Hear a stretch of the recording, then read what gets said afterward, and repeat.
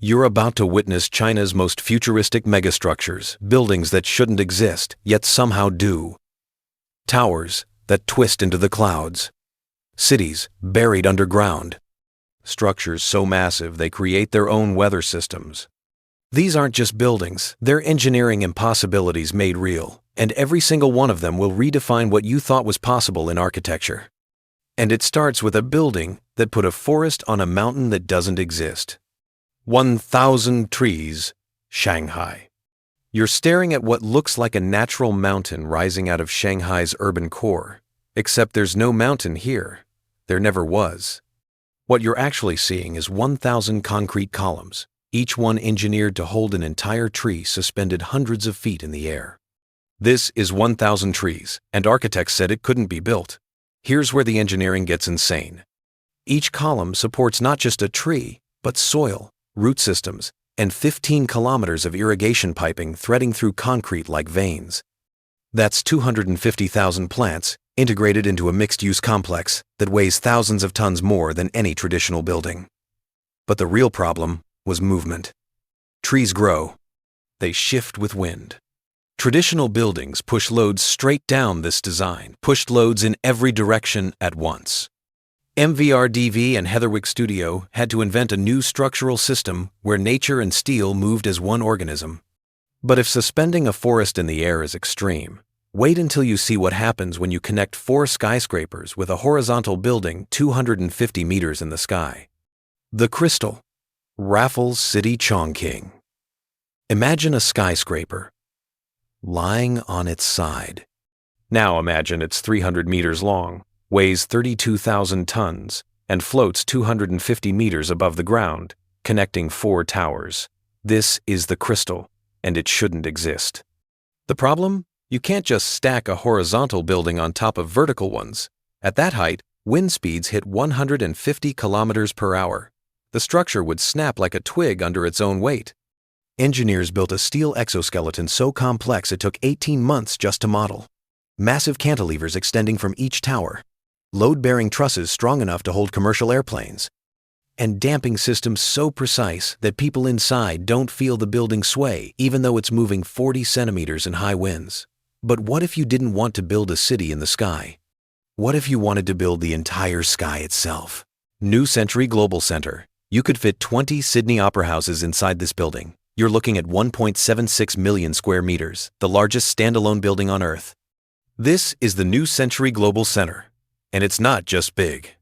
It's a self-contained world with an artificial beach, a 150-meter LED screen that projects sunsets on demand, and climate control for 100,000 people. But here's the nightmare. How do you control weather inside a building so massive it creates its own atmospheric pressure? The air at one end could be 10 degrees different from the other. Traditional HVAC would fail instantly. The solution? 50 separate climate zones controlled by AI that adjusts temperature, humidity, and airflow every 30 seconds. The ETFE roof doesn't just let light in, it regulates heat, filters UV, and channels rainwater. That artificial sun? A 24-hour LED screen powered entirely by solar panels. China built a prototype for self-sustaining cities, where you could live your entire life without stepping outside. But if building the world's largest box seems impressive, wait until you see what happens when engineers cut a 138-meter hole straight through a skyscraper. Guangzhou Circle. There's a 33-story building in Guangzhou with a hole so massive you could fly a commercial jet through it without touching the sides. This is Guangzhou Circle, and every engineer said it would collapse. Buildings work by pushing weight down through their core.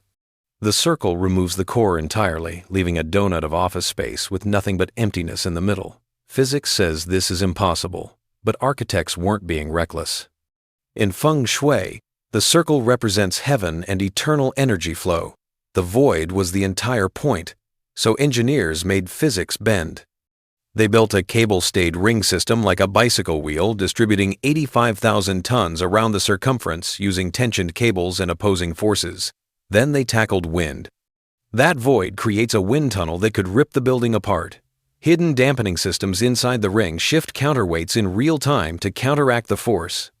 But cutting a hole through a building is nothing compared to what happened when architects decided to fold an entire skyscraper into a continuous loop. CCTV Headquarters. You're looking at a building that breaks every rule of gravity. Two towers lean toward each other, then connect at the top and bottom to form a continuous loop 234 meters high. This is the CCTV Headquarters, and engineers said it would collapse the moment they removed the scaffolding. The problem? Skyscrapers stay upright because their cores are vertical. CCTV's core is diagonal. The entire structure leans outward, creating torsional forces that would twist a normal building apart. Engineers built a 10,000-ton diagonal bracing network, steel beams crossing at precise angles to redirect forces around the loop. The grid is irregular, densest at the corners where stress concentrates. Then came the terrifying part, closing the loop. They had to connect both leaning towers at the exact moment when temperature and wind aligned perfectly. Miscalculate by centimeters, and the joints would never fit. They waited for a winter morning, when conditions were ideal, and welded the loop shut. But if bending a skyscraper into a loop sounds extreme, wait until you see twin towers that form a gateway 302 meters in the sky. Gate to the east, two towers, 68 stories each, leaning toward each other until they meet at 250 meters to form a massive archway over Huzhou. This is gate to the east, and the engineering problem was brutal. How do you cantilever that much weight outward without the towers tipping over? Each tower weighs tens of thousands of tons and leans at a severe angle. Gravity wants to pull them down. Wind wants to push them apart. And at the top, they have to connect perfectly to transfer loads between both structures. Engineers used a megatruss system, massive steel frameworks inside each tower that counterbalance the lean by redistributing weight back toward the foundation. Then they built the connection point, a structural bridge that doesn't just sit on top of the towers, but anchors into both, locking them together so they stabilize each other. The result? 302 meters of gateway, standing over 3.45 million square meters of space. The payoff? Suzhou's skyline now has an arch visible from space. But arching buildings upward is one thing. What happens when you twist an entire tower 120 degrees into the clouds?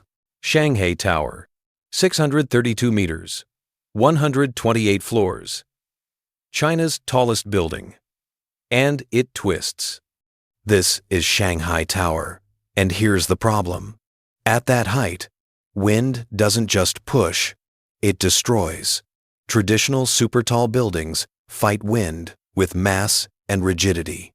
Shanghai Tower does the opposite. It twists 120 degrees from bottom to top, letting wind spiral around it instead of slamming into it.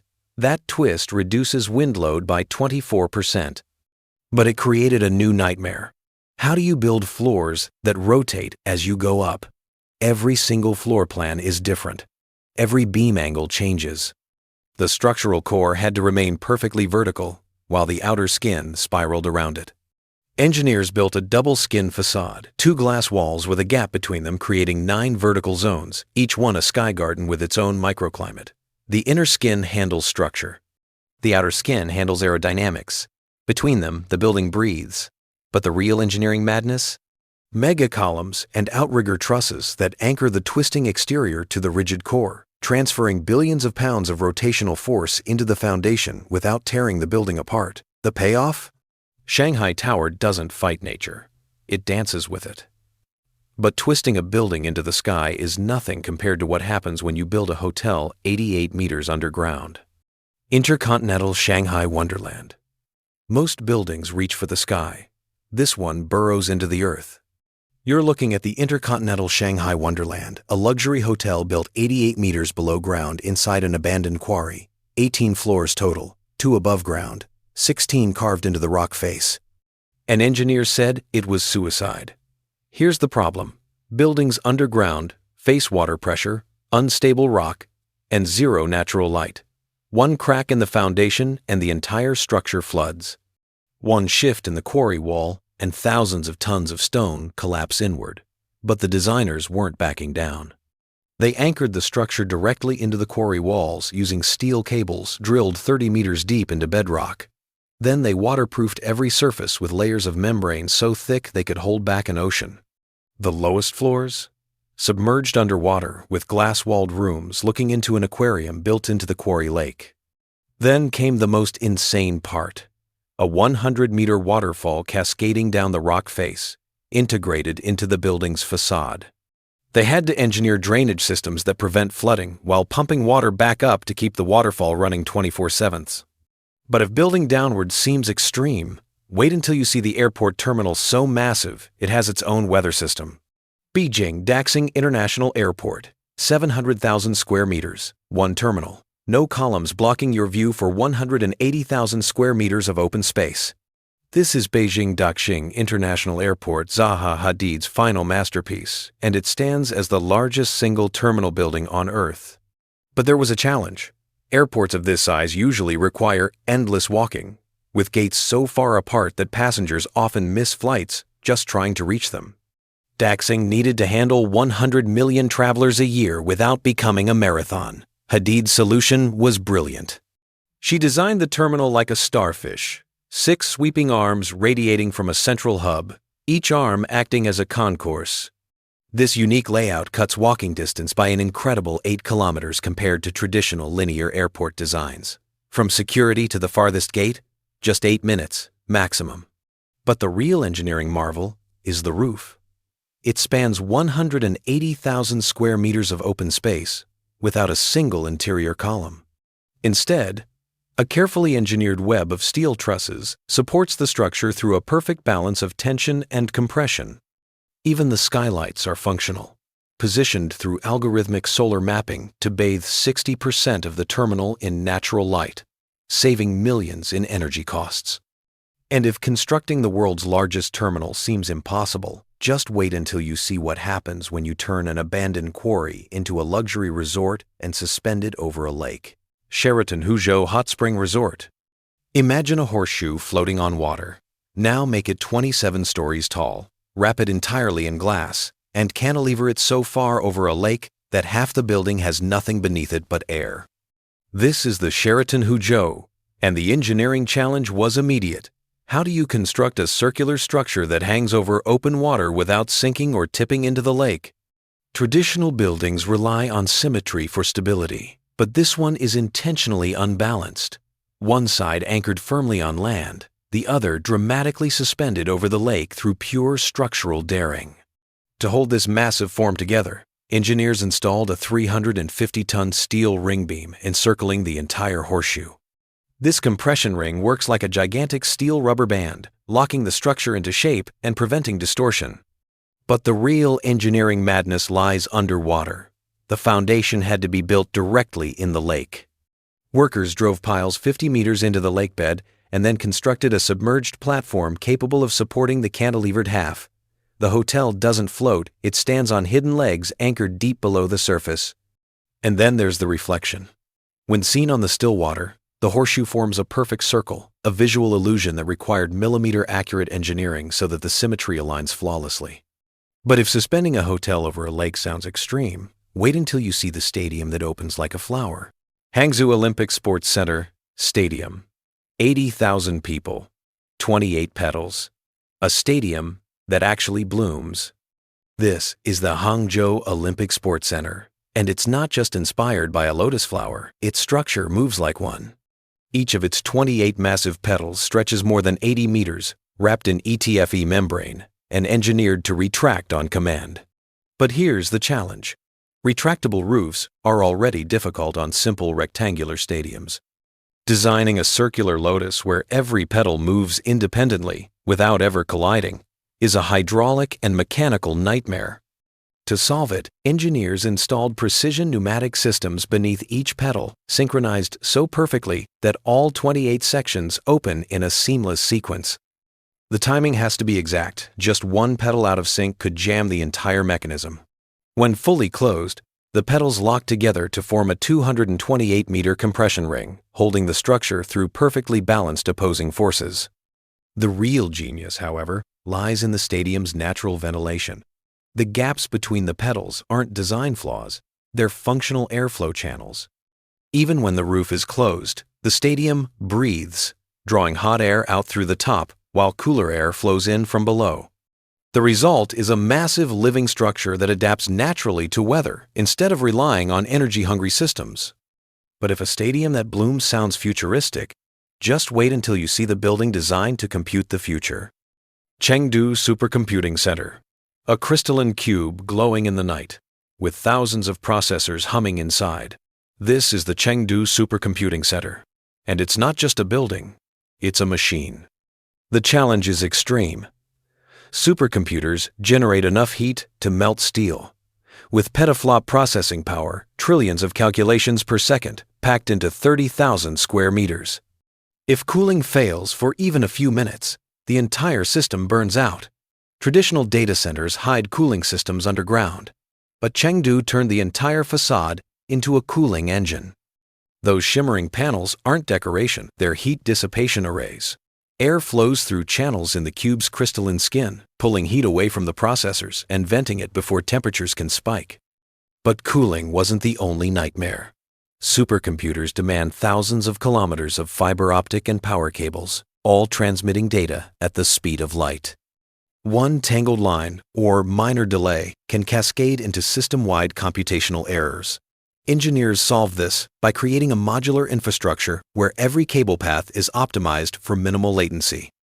Even the building's geometry is functional, every angle, surface, and interior route calculated to shorten signal distance. Chengdu's glowing cube doesn't just contain a supercomputer, it is the supercomputer. But if computing power demands architecture this advanced, wait until you see what happens when a tech company decides to build a vertical campus.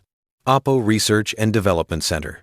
4 towers, each rising 200 meters into the sky, connected by sky bridges that transform vertical separation into seamless horizontal collaboration. This is the OPPO Research and Development Center, and the challenge behind it was immense. How do you build a campus for thousands of engineers without spreading across kilometers of land? The answer was to build upward, but not with a single tower.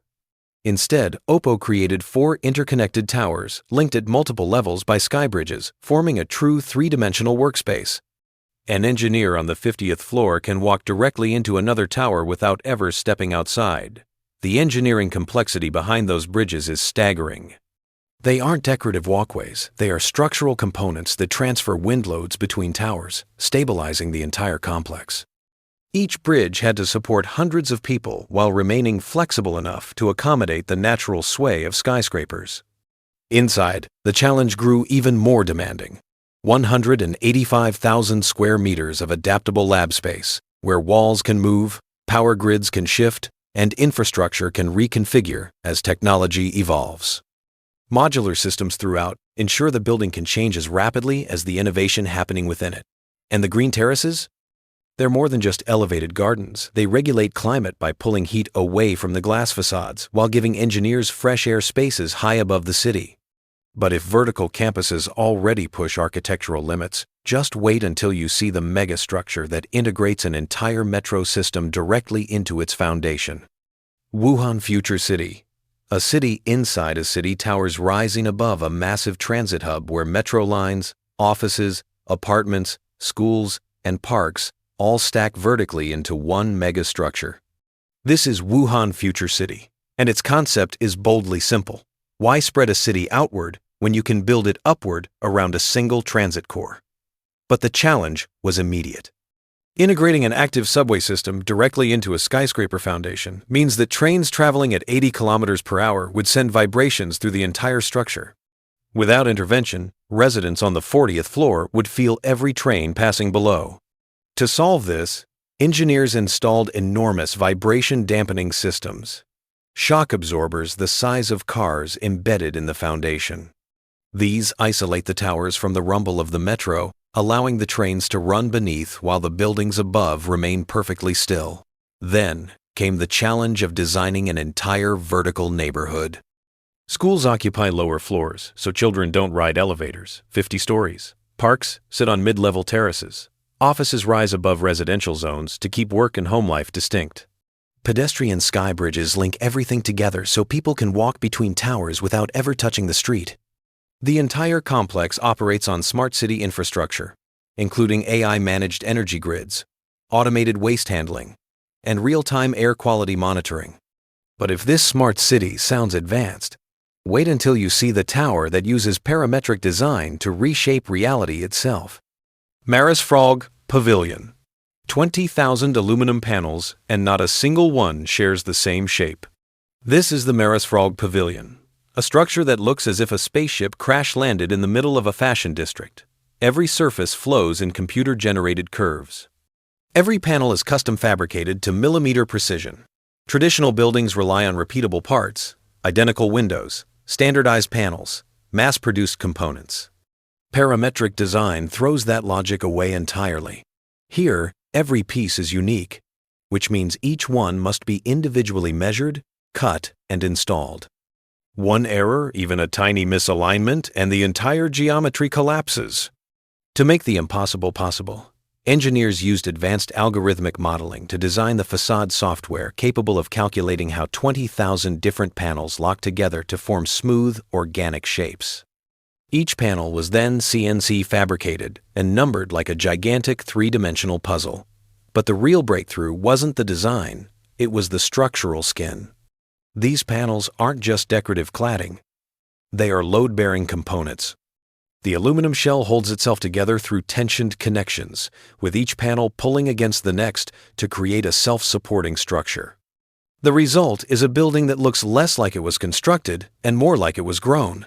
But if twisting geometry feels extreme, wait until you see the towers that spiral into a Mobius strip in the sky. Phoenix Center. 2 towers, one twisting 65 stories, the other 55. And at the top, they merge into a continuous loop, a Mobius strip frozen in steel and glass. This is the Phoenix Center in Beijing, and the engineering problem was immediate. How do you build asymmetric towers that lean, twist, and connect without collapsing under their own geometry? Traditional skyscrapers are symmetrical for a reason. Balance keeps them upright. Phoenix Center throws balance out the window. One tower taller than the other. Both leaning. Both twisting. Both defying every structural instinct. Engineers used a diagrid steel structure diagonal beams, crisscrossing the exterior to redirect forces along the curves. 65,000 tons of steel, bent into organic shapes that shouldn't hold weight, but do, because every beam angle was calculated to redirect stress into the foundation. Then came the Mobius connection at the top, a structural joint that merges both towers into one continuous form. The steel had to twist, connect, and transfer loads between 2 buildings moving independently in the wind, and the entire facade wrapped in LEDs.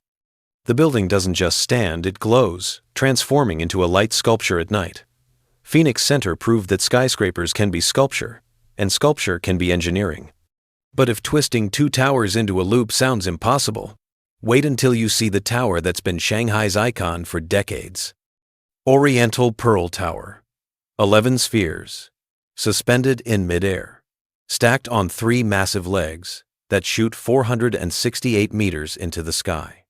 This is the Oriental Pearl Tower, and when it was built in 1994, it looked like something from another planet. Shanghai had nothing like it. The world had nothing like it. Here's the problem.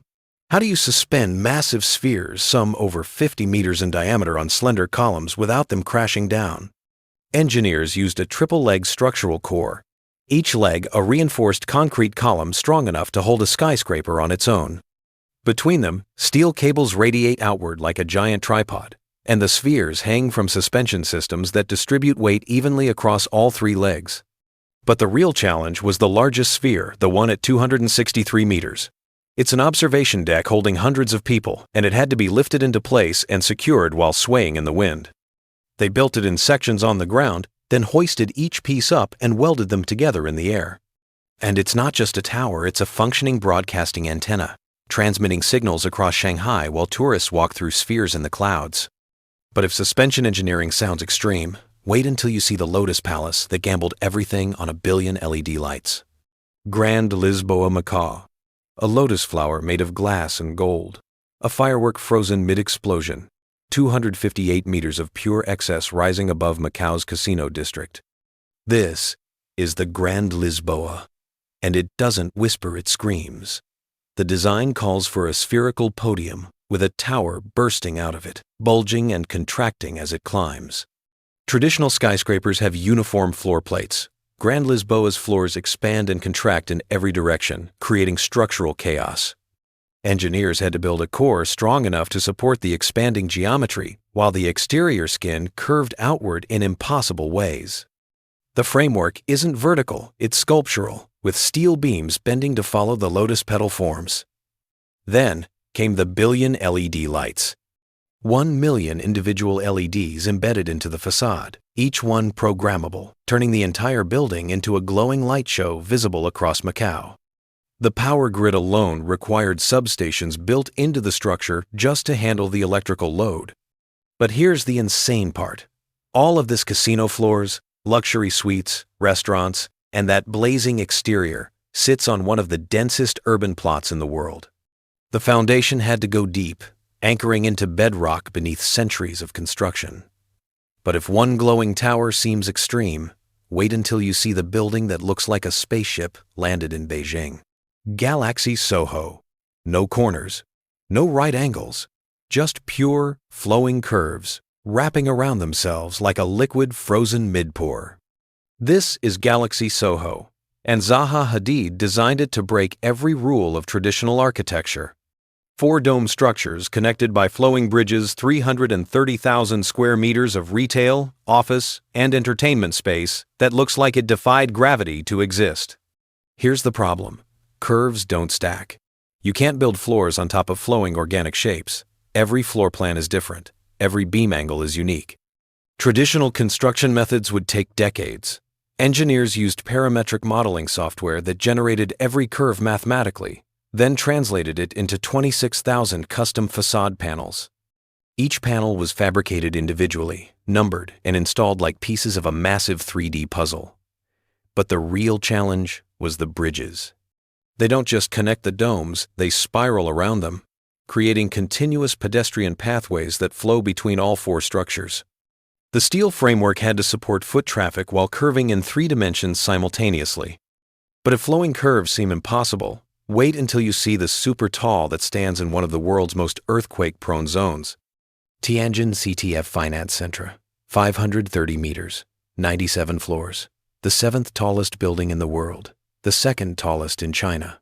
This is Tianjin CTF Finance Center, and it stands in one of the most earthquake-prone zones in the country. The engineering problem was brutal. How do you build a super tall tower where the ground itself moves? Traditional skyscrapers use rigid cores to resist wind and seismic force. But rigid means brittle, and brittle fails in earthquakes. Tianjin CTF needed to be strong and flexible at the same time. Engineers built a mega-braced core, 8 super columns at the corners connected by outrigger trusses that allow the building to sway up to 1.5 meters in extreme conditions without cracking. The exterior diagrid structure distributes loads across the facade, so if one section fails, the building doesn't collapse. Then came the aerodynamics. At 530 meters, wind vortex shedding could shake the tower violently. They carved the corners into rounded edges and tapered the top, letting wind flow smoothly instead of creating turbulence. And the foundation? It goes 40 meters deep into bedrock, anchored so deep that even if the surface shakes, the tower stays rooted. But if engineering for earthquakes sounds extreme, wait until you see the museum that's designed to produce zero carbon emissions. Hangzhou Low Carbon Museum, a building designed to erase its own footprint, zero carbon emissions, zero waste, energy positive. This is Hangzhou Low Carbon Science and Technology Museum, and it's not just talking about sustainability, it's proving it. Here's the problem. Museums consume massive energy. Climate control for artifacts, lighting for exhibits, HVAC for thousands of visitors daily. Most museums burn through electricity. This one generates its own. The roof is covered in solar panels, producing more energy than the building uses. Geothermal wells buried beneath the foundation heat and cool the structure using the Earth's stable temperature. Rainwater is captured, filtered, and reused for everything from toilets to irrigation. But here's the most insane part. The building itself is made from recycled and sustainable materials. Reclaimed steel, bamboo panels, low-emission concrete, Even the construction process was carbon-neutral, tracked and offset in real time. And the facade? Vertical gardens that absorb CO2 while regulating interior temperature. The building doesn't just exist in the environment, it improves it. But if zero-carbon buildings sound futuristic, wait until you see the Twin Towers wrapped in living vines. Infinitus Plaza. 2 towers rising from the earth, wrapped entirely in vertical gardens, not rooftop greenery, not decorative planters. Full vertical forests climbing 200 meters into Guangzhou's sky. This is Infinitus Plaza, and the challenge was immediate. How do you grow an entire ecosystem on glass and steel without killing the plants or collapsing the structure? Each tower has terraces, spiraling upward stepped gardens that create continuous green pathways from ground to roof. That's thousands of trees, shrubs, and vines integrated into a working office complex. The weight alone would crush a normal building. Engineers designed load-bearing terraces with irrigation systems built into the structure itself. Water pumps run through the core, feeding every level. Drainage channels prevent flooding. Soil depth varies by floor to support different plant species. And the entire system is automated. Sensors monitor moisture, sunlight, and growth rates in real time. But the real problem was wind. At 200 meters, wind speeds can rip plants from their roots. They installed windbreak systems and selected species that flex instead of snap: bamboo, vines, and trees with shallow but resilient root networks.